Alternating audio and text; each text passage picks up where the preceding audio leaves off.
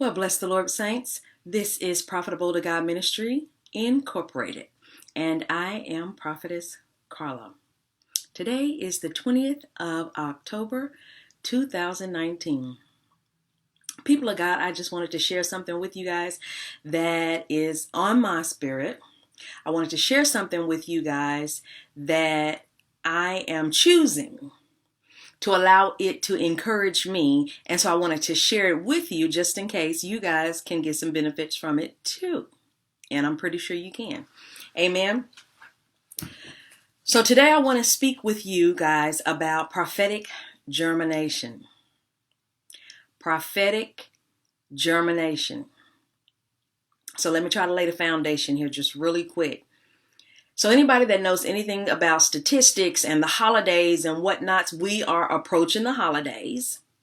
Not only that, but the suicide rate gets really, really high around the holidays. It's higher, more so around the holidays than any other time of the year, unfortunately. It's unfortunate that it happens, period. But it's very unfortunate that it happens around the holidays more so. With that being said, that means people are discouraged. They're discouraged. They've lost all hope. They've lost their faith. They've lost their way to be able to see things clearly, or to be able to see things from a different point of view. So I wanted to speak about something, and I am hoping that it continues to keep your perspective or your point of view very clear, and not allow the enemy to take anything away from you that God is trying to freely give you. Amen. So I want to speak with you guys today about prophetic germination. So I'm going to read it really quick from the Prophet's Dictionary by Dr. Paula Price. I just like the way she terms it. And so that's why I chose to read it from here. Prophetic germination, the term for the prophet's deposit of a word that is destined to come to pass sometime in the future. Amen. In layman's terms, any word that a prophet, so prophet, prophetess, any word that a prophet gave you that did not happen immediately goes through a prophetic germination. So it's going to happen in the future, just not right now. Amen. And so I'm sure we have things up before God. We remind God about things that he's told us personally in our personal time of prayer. We remind God about things that other people may have given us or other people have confirmed. Amen. And so with that being said, a period of time has gone by for a lot of these words. For a lot of the words, a period of time has gone by.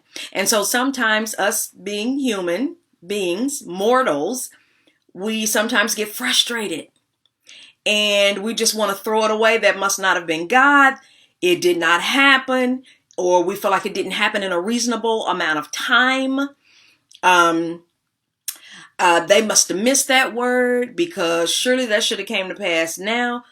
Honey, you can't put a time and date on when God is going to allow a word to germinate and then manifest unless he gives the specific time and date. And he does not always do that. Amen. Not only that, sometimes people, depending on where our faith is, sometimes we can't hold the weight of the word. No way. And I hate to say it, but it's true anyhow. Sometimes we cannot hold the weight of the word that was spoken in our lives, in or over our lives, for us to even be able to believe God. It may seem or sound unbelievable, but will we at least believe God? Will we at least trust God to bring it to pass? Sometimes people don't do it. Again, we're mortals. Now, that's not to make an excuse. It's just to say that it happens. Amen.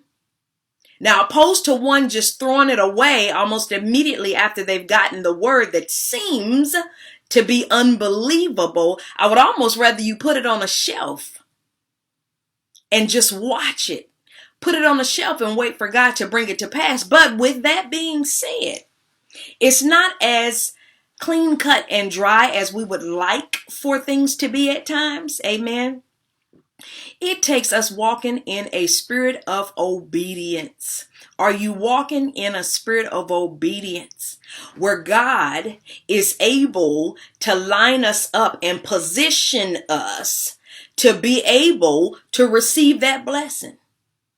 To be able to run right into that blessing, or that blessing run right into us. Are we in position, which still in turns means, are we walking in a spirit of obedience so that we are at the right place at the right time? Where we are able to receive that the Lord spoke to us. Amen. A lot of times when words don't come to pass, and they don't come to pass as soon as we feel like it should, oh, they missed it, or that wasn't a true prophet, it wasn't a true prophetess, yada, yada, yada. But again, I want to shift some of the responsibility back on you. I want to provoke you to thinking about this. Did you do everything that God told you to do around that prophetic word? And when I say around that prophetic word, I don't necessarily mean if God said, move 2 steps over to the right. And if you do that, the prophetic word is going to run right into you the day after tomorrow. I don't necessarily mean it that way. Now, if God has spoken and he's given for real specific details of that nature, okay, perhaps. But what I'm saying is, are you walking in a spirit of obedience? Okay, you need to forgive your neighbor over here. You need to forgive your neighbor over there. Over there. Forgive your neighbor over there. Because in you not walking in forgiveness, it's holding up some of your other blessings. Have you thought about that? Have you thought about the things that you do and then the things that you don't do that could somehow hinder or bring about a spirit of delay where that word was spoken? And it's not that God can't or won't bring it to pass. You have a part in it too, though. Are we thinking about that? Because it's so easy to just lay and place blame on God. It's easy to just lay and place blame on the prophet or the prophetess. But what is your responsibility in this? Did you take any responsibility in this? Are you holding yourself accountable to what God spoke to you in order for you to for real receive the blessings that he's trying to give you? Or are you in your own way? I told you I'm not going to be before y'all long. Matter of fact, I'm getting ready to end it now. But again, I wanted to provoke you into a deeper thought. I wanted to shift your thinking and shift your view. Just some of us. Shift your view as to looking at that thing and looking at it from a different angle, opposed to you seeing it from one side and you feeling like, hey, this is the only way it could be and it did not come to pass. And so, no, it didn't happen. No, God ain't gonna do it.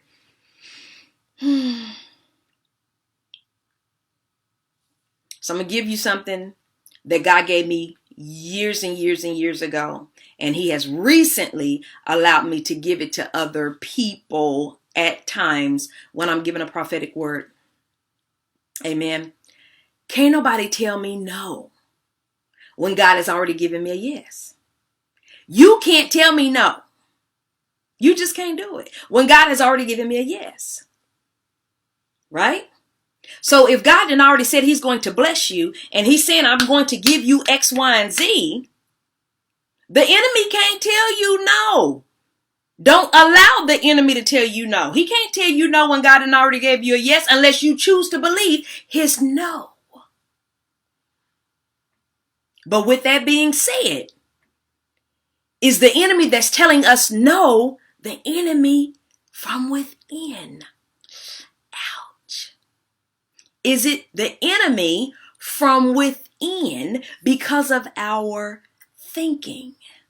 Because of our inability to take responsibility and have accountability so that we can receive the word. Okay, y'all, I'm done with it. So I am open. I am open. You agree? You don't agree? Let me hear about it. What do you think about this? Is this something that you're going through? Is this something that you can apply to your life? Is this something that you have just simply have a rebuttal on? Let me hear from you. I'm open. I'm open. I'm open. I am open. Okay. This is Profitable to God Ministries Incorporated signing out. And don't forget to take prayer and be prayerful.